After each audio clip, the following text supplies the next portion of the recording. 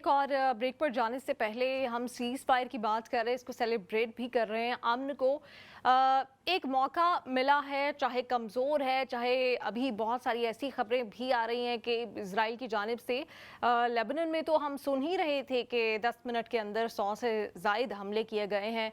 मुख्तलिफ टारगेट्स जो हैं उनको हिट किया गया है और 100 से ज़ायद लोग वहाँ पर शहीद भी हुए हैं। लेकिन अब ये खबरें आ रही कि ईरान के हवाले से भी वहाँ पर भी कुछ हमले हो सकते हैं। ईरान रिटेलिएट करेगा। ईरान ने पहले भी ये मैसेज कन्वे कर दिया है कि अगर इजराइल की जानिब से कोई भी खिलाफ वर्जी की जाती है तो ईरान भी भरपूर जवाबी कार्रवाई करेगा। इसी पे बात करेंगे। ईरान से senior journalist Mohammad John Hussain ने हमें ज्वाइन कर लिया। अस्सलाम वालेकुम, बहुत शुक्रिया आपके वक्त का। हमने तो सुख का सांस लिया था और बिल्कुल उतने ही फिक्रमंद थे जितने आप ईरान में मौजूद हैं। हमारे ईरानी बहन भाई, उनके लिए हम बहुत ज़्यादा कंसर्न भी थे, परेशान भी थे। लेकिन कुछ मुतज़ाद इतलात भी आ रही हैं। लेबनान की हद तक तो इजराइल ने खिलाफ वर्जी की है। क्या ईरान में भी कोई इजराइल की जानिब से अटैक किया गया? बहुत बहुत शुक्रिया मुझे शोबा में लेने के लिए और आप लोगों को मुबारकबाद हो। चंद देर के लिए ही सही लेकिन एक अच्छी सीज़ फायर जो कि पाकिस्तान ने इतना अच्छा किरदार प्ले किया उसको ले सर अंजाम देने में और हो तो गई है। लेकिन ख़दशा ईरान को पहले भी यही था कि इसराइल इसके ऊपर जो है वो कोई ना कोई हरकत करेगा और उन्होंने देखा कि ईरान के अंदर तो सुबह 10 बजे अटैक हुआ। लवान फैक्ट्री जो उनकी chemical oil oil oil refinery है वहाँ पे अटैक किया। फिर भी जाहिर है रिस्पांस उस तरीके का नहीं दिया ईरान ने। लेकिन लबनान के अंदर जो उन्होंने हमले फिर किए और ख़तरनाक हमले किए और कितने लोग शहीद हुए ना जाने, 100 से ज़ायद तो बताया ही जा रहा है लेकिन उससे ज़्यादा मेरे ख्याल में तादाद होगी। तो जिस तरीके के हमले इसराइल ने किए हैं उसमें अगर हम देखें तो अब ईरान ने पहले एक हमला किया था इसराइल के ऊपर। अब दोबारा वेव्स कुछ देर में जो है वो सुना है मिसाइल्स जो है वो रिलीज़ करने वाला है ईरान इसराइल की तरफ। तो सीज़ फायर के चांसेस कोशिश कर रहा है इसराइल के सीज़ फायर को किसी तरीके से ख़त्म करे और पूरी कोशिश करेगा कि वो सैबोटाज कर सके। लेकिन नज़र ऐसा आता है कि अमेरिका भी उसको अकेला छोड़ देगा और अमेरिका जो है वो फेस सेविंग के लिए एग्जिट कर जाएगा। लेकिन इसराइल इस पे हो सकता है कि इंगेज रहे।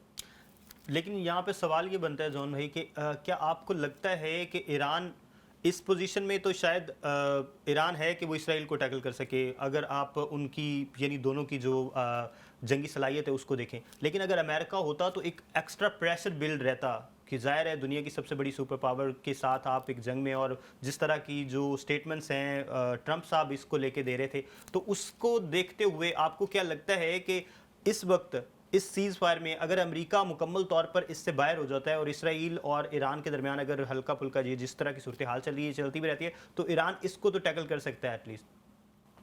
जी ईरान इसको क्या, ईरान तो अमेरिका को भी टैकल कर गया। अमेरिका ने जो पीस एग्रीमेंट किया वो तो शिकस्त थी बेसिकली।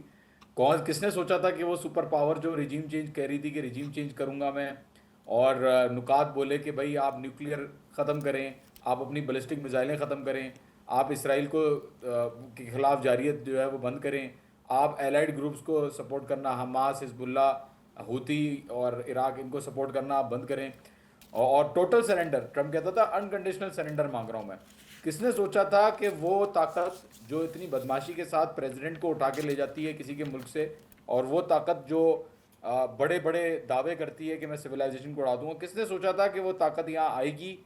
रिजीम चेंज भी नहीं होगी यहाँ पे और स्ट्रेट ऑफ हॉर्मुज़ जो पहले बंद था, जो पहले खुला हुआ था, उसको ईरान के हाथ में देके मुआहिदा, छः नुकाती मुआहिदा और 10 पॉइंट प्लान जो अभी आया है उसको एक्सेप्ट करके जो है वो बैठ जाएगी। आप देखें तो ट्रम्प की इस वक्त सूरत हाल क्या है। उसने जो ट्वीट किया, उसने कहा कि ईरान जो है वो बहुत सारे पैसे कमाने वाला है, रिकंस्ट्रक्शन स्टार्ट करो स्ट्रेट ऑफ हॉर्मुज़ से। तो ये तो पहले ईरान को कम से कम ये टैंकरों को गुजरने नहीं देते थे, पहले ही ईरान को रोक के रखते थे। अब नजर आ रहा है कि इन्होंने खोया बहुत कुछ है और पाया कुछ भी नहीं ईरान ने, जबकि यहाँ पे बिल्कुल खोया भी है चीज़ें, लेकिन जो पाया है वो बहुत कुछ पाया है। तो पोजीशन अमेरिका की तो चेंज हो गई, वो कभी भी इस जंग के अंदर नहीं आएगा। और अमेरिका अगर आएगा तो उसको फिर पता चल जाएगा कि जितनी मुश्किल से वो अभी निकला है वो दोबारा नहीं निकल अच्छा, पाएगा। मैं ये भी जानना चाहती हूँ क्योंकि अमरीकी अवाम डोनाल्ड ट्रंप के साथ नहीं खड़े। उन्होंने अपने वोटर्स को कायल करने की भी कोशिश की लेकिन नहीं हो सका। सीनियर अमरीकी जो पॉलिटिशियंस हैं वो भी, बल्कि अब तो वो इस नहज पे पहुंच चुके हैं कि इसराइल को जो मिलिट्री एड दी जा रही है उसके हवाले से वो कोई रेजोल्यूशन लाना चाहते हैं कि वो भी बंद की जाए। अगर अमेरिका तो अब जुमे को आ भी रहा है उनका वफ्द नेगोशिएशंस करने के लिए, और अमेरिका पहले भी सीज़ फायर का ऐलान अमेरिका की जानिब से भी किया जा चुका है। एक ही मतलब स्पॉइलर है इसमें जो नाखुश है, अगर इजराइल बार बार ये छेड़छाड़ करता रहता है तो क्या ईरान इस नेगोशिएशन का हिस्सा रहेगा और अमेरिका को अलग नज़र से देखेगा, इजराइल को अलग नज़र से देखेगा, या फिर जैसे ही इजराइल ने वायलेशन की तो इस सीज़ फायर को हम उसी वक्त देन देर ख़त्म समझे? देखिए, ईरान बहुत अच्छी तरीके से समझता है कि इजराइल इसको ख़त्म करना चाहता है और इजराइल के मफाद में है कि यहाँ पे हलचल जो है वो चलती रहे और ईरान के ऊपर हमले भी जारी रहें, और पूरे जितने भी मिडल ईस्टर्न ममालिक हैं जिनके साथ ईरान चाहता है कि बेहतर ताल्लुकात हों, लेकिन मजबूरन उनके साथ जो भी हुआ, क्योंकि ज़ाहिर अड्डे थे वहाँ पे, सपोर्ट भी था, लेकिन अब बहरहाल ईरान चाहता है कि इनके साथ भी अच्छे ताल्लुकात रहें। और पाकिस्तान ने जो पीस टॉक्स की हैं और उसमें पाकिस्तान भी ज़ाहिर है सीरियस है, इन्वॉल्व है, पाकिस्तान और दूसरे ममालिक चाइना और रशिया भी इन्वॉल्व हैं। तो कोशिश यही है कि किसी तरीके से ईरान जो है वो इस चीज़ को एक हद तक बर्दाश्त करे। एक हद तक का मतलब ये है कि आपने एक दफ़ा हमला कर दिया, थोड़ा सा आपने रिस्पॉन्ड भी कर दिया ईरान ने उसके ऊपर। और दूसरा जो लबनान का जो बड़ा हमला किया, मुझे नहीं लगता कि ईरान इसके ऊपर स्टिक करेगा। ईरान एक हद तक बर्दाश्त करेगा, फिर कह देगा कि भाई अब जुल्म जो है ना वो जब बावजूद इस रिस्पॉन्ड कर रहा है, मतलब ऐसा नहीं कि इजराइल के ऊपर कोई हल्का हाथ रखेगा या इजराइल के ऊपर पेशेंस रखेगा, अमेरिका की बर्दाश्त करने की बात कर रहा हूँ मैं। तो एक वक्त आएगा कि वो अमेरिका को कहेंगे कि जी ये बहुत हो गया, अब आप इनको क्लियरली संभाल नहीं पा रहे, आपकी जिम्मेदारी है इजराइल को संभालना। अच्छा, एक और मैं नजर चाहती हूँ कि आप इस में ऐड कर लीजिएगा अपने जवाब में, जो गल्फ कंट्रीज को ईरान टारगेट कर रहा था रिटालिएशन में, क्या वो अब मुकम्मल तौर पर हमले रुक जाएंगे? और अमेरिका के साथ तो सीज़ फायर की टेबल पे ईरान बैठ ही रहा है और हम ये उम्मीद और दुआ करते हैं कि अमन का पैगाम ही आए, लेकिन जो खलीजी ममालिक से एक मुस्लिम ब्रदरहुड है वो जो इससे थोड़ा सा मुतासिर हुआ है इस 6 हफ्ते की जंग में, उन ताल्लुकात को ईरानी जो लीडरशिप है वो किस तरह से देख रही है और आने वाले दिनों में किस तरह से बेहतर करने की कोशिश करेगी? देखें, सवाल आपका बहुत अच्छा है, लेकिन यहाँ पे मैं अगर एग्जांपल दूं आपको, यूरोपियन ममालिक ने अपनी बेसिस भी देने से मना कर दिया अमेरिका को, अपनी टेक ऑफ और लैंडिंग स्ट्रिप्स भी देने से मना कर दिया, और काफ़ियों ने तो एयर स्पेस भी देने से मना कर दी कि आपके जहाज़ भी नहीं गुजर सकते यहाँ अटैक करने के लिए ईरान को।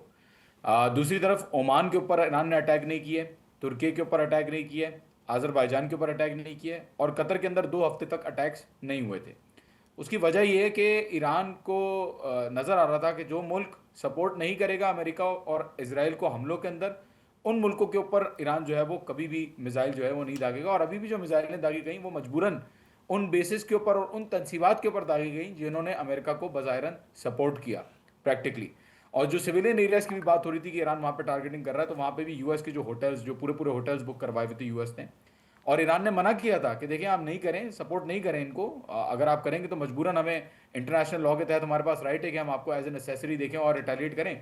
फिर भी ईरान ने मेरी नज़र में इतना नहीं किया जितना कर सकता था। बाबल मंदब को चोक कर सकता था, पूरा जो 7 मिलियन बैरल पर डे जा रहा था वो ख़त्म हो जाता, सिविलियन एरियाज़ में बम्बार्डमेंट कर सकता था, जबकि कुछ अरब ममालिक ने तो ज़ाहिर है बज़ाहिरन हिमार मिसाइल्स लॉन्च की अपनी ज़मीन से, मेरे पास वीडियोज़ मौजूद हैं, और इनके स्ट्रैटो टैंकर्स और रिफ्यूलर्स जब इसराइल और अमेरिका के जहाज़ों को तेल देते थे तो जाहिर सी बात है अफसोस तो होगा, लेकिन बहरहाल इनकी भी मजबूरियां समझता है ईरान के, इनको अमेरिका अगर इनके खिलाफ गए अमेरिका के, तो अमेरिका इनकी जो तख्त हैं वो या कोई उनके पॉलिटिकल सिस्टम के ऊपर इफेक्ट आएगा।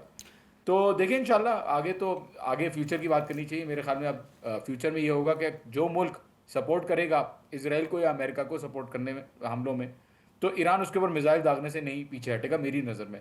क्योंकि देखिए यूके का जो बेस है साइप्रस के अंदर, उसके ऊपर अटैक हुआ, फ्रांस का बेस है इराक के अंदर, उसके ऊपर अटैक हुआ, तो जहाँ जहाँ से होता है अटैक वहाँ ईरान जो है वो बिला नागा मिसाइल जो है वो दाग देता है। अब यहाँ पे जॉन सवाल ये बनता है कि पाकिस्तान की जो सऊदी अरब के साथ एक डील है, आपको पता है, एक पैक्ट पाकिस्तान और सऊदी अरब ने साइन किया हुआ है।